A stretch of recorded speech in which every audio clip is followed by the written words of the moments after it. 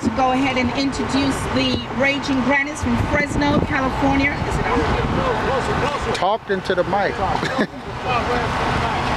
I'd like to introduce the Raging Grannies from Fresno, California.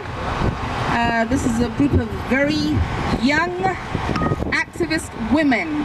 Don't let them fool you, those of you that are looking on YouTube. This is the power of technology, that today it doesn't really matter about numbers around you physically, because even as we speak, many other people will be able to see this. People that are in other countries, people that are local. That is the power of technology today, and we're pleased that the Raging Grannies would like to come out on Fresno and C Street and be part of this memorable occasion.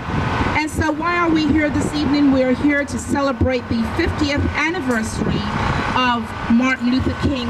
It will be Tuesday when everyone who can will be at the Washington Lincoln Memorial here in the United States of America as they reflect back and look at what has taken place here in the United States of America since 50 years of his speech. And let me say that, ladies and gentlemen, it is not just the United States of America, but other countries who have adopted Dr. Martin Luther King, who have looked at his speeches, who are also taking an inventory to look at what has taken place up until now. The challenge to all of us at this time is, where do we go 50 years moving forward? What will your organization be doing 50 years moving forward? We actually are talking about a legacy. What type of a legacy will we be leaving as we continue to fight for justice? How ironic that at a time like this we would see so much injustice taking place in the courts. Seeing those who can walk for murdering someone because our laws are not immune to the needs of the folks. Our laws don't reflect the needs of people.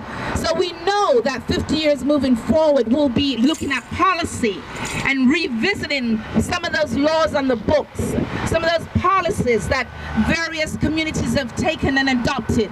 What are we going to do to make a change, to make a difference? And looking around us and seeing all the various things that are happening. And I am pleased that I'm here in Fresno, California, being part of this community that has done so much for me in my raising of myself, raising of my children, and now seeing a new generation of children being raised in there, my grandchildren.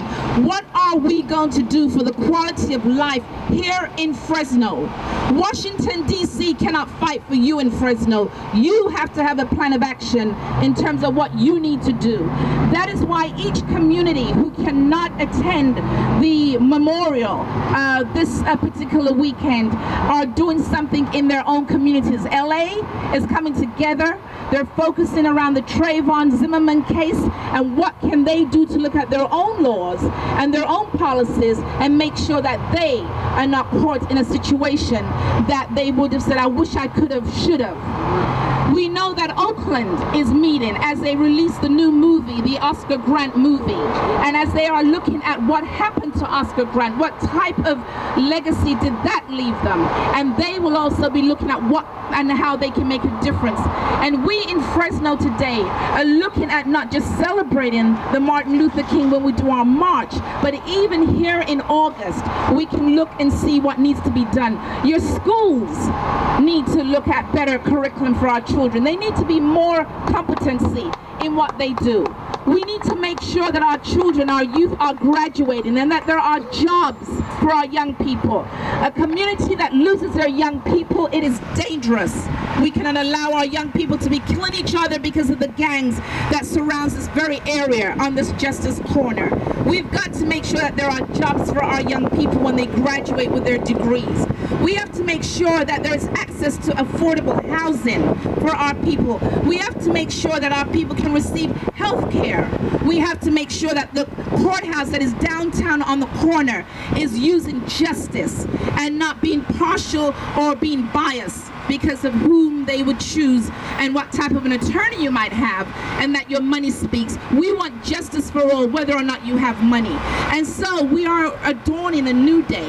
We want our faith community, there's over 130 plus churches right here on the west side. Where are they representing? What are they doing? How are they working together? And so we challenge that. Even in the wake of this 50th anniversary, we have a number of our brothers and sisters who are meeting with Mike Rhodes today.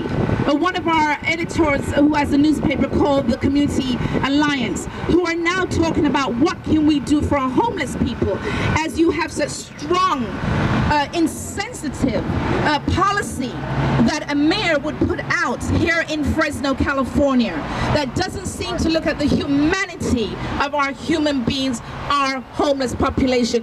What are we going to do, ladies and gentlemen, to make sure that our homeless population are treated with dignity and like human beings? So there's a lot of work for us to do moving 50 years forward. And so as I take my place and allow for the Raging Grannies to send their message through songs to you, let us be challenged. The work has not come to an end. In fact, we have only just begun. Peace and love. Dr. Jean Kennedy. Real talk with the #1 doctors. All right. Good introduction.